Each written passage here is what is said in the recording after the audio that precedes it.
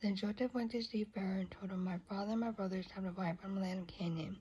They have come with all their flocks and herds and possessions, and they are now in the region of Goshen. Joseph took 5 of his brothers with him, and presented them to Pharaoh.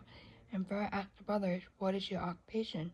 They replied, We, your servants, are shepherds like our ancestors. We have come to live here in Egypt for a while, for there is no pasture for our flocks in Canaan. The famine is very severe there, so please we request permission to live in the region of Goshen. Then Pharaoh said to Joseph, Now that your father and your brothers have joined you here, choose any place in the entire land of Egypt for them to live.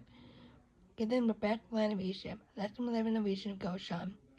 And if any of them have special skills, put them in charge of my livestock too. Then Joseph brought in his father Jacob and presented him to Pharaoh. And Jacob blessed Pharaoh. How old are you? Pharaoh asked him.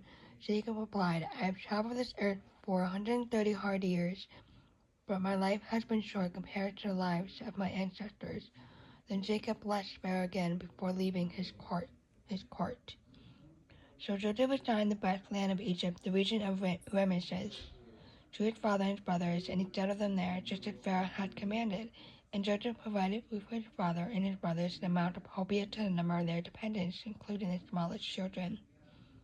Meanwhile, the famine became so severe that all the food was used up, and people were starving throughout the land of Egypt and Canaan. By selling grain to the people, Joseph eventually collected all the money in Egypt and Canaan, and he put the money in Pharaoh's treasury. When the people of Egypt Canaan ran out of money, all the Egyptians came to Joseph. Our money is gone, they cried, but please give us food, or we will die before your very eyes. Joseph replied, Since your money is gone, bring me your livestock. I will give you food in exchange for your livestock. So they brought their livestock to Joseph in exchange for food, in exchange for their horses, flocks of sheep and goats, herds of cattle, and donkeys. Joseph provided them with food for another year. But that year ended, and the next year they came again and said, We cannot hide the truth from you, my lord. Our money is gone, and all the livestock and cattle are yours. We have nothing left to give but our bodies and our land. Why should we die before your very eyes? Buy us and our land in exchange for food. We offer our land and ourselves as slaves of Pharaoh. Just give us grain so we may live and not die, so the land does not become empty and desolate. So Joseph bought all the land of Egypt for Pharaoh. All the Egyptians sold them their fields because the famine was so severe, and soon all the land belonged to Pharaoh. As for the people, he made them all slaves, from one end of Egypt to the other.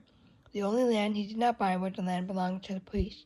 They received an atonement of food directly from Pharaoh, so they did not need to sell the land. Then Joseph said to the people, Look, today I have brought you in the land for Pharaoh. I'll provide you with seeds so you can plant the fields. Then when you harvest it, 1/5 of your crop will belong to Pharaoh. You may keep the remaining 4/5 of seed for your fields as food for you, your household, and your little ones. You have saved our lives, they exclaimed. May it please you, my lord, so let us be Pharaoh's servants. Joseph then issued a decree still in effect the land of Egypt, that Pharaoh should receive 1/5 of the crop grown on his land. Only the land belonging to the priests was not given to Pharaoh. Meanwhile, the people of Israel settled in the region of Goshen in Egypt. They acquired property, they were fruitful, and their population grew rapidly. Jacob lived for 17 years after his arrival in Egypt, so he lived 147 years in all. At the time of his death drew near, Jacob called his son Joseph and said to him, Please do me this favor, put your hand under my thigh and swear that you will treat me with unfair love by honoring this last request. Do not bury me in Egypt. When I die, please take my body out of Egypt and bury me with my ancestors.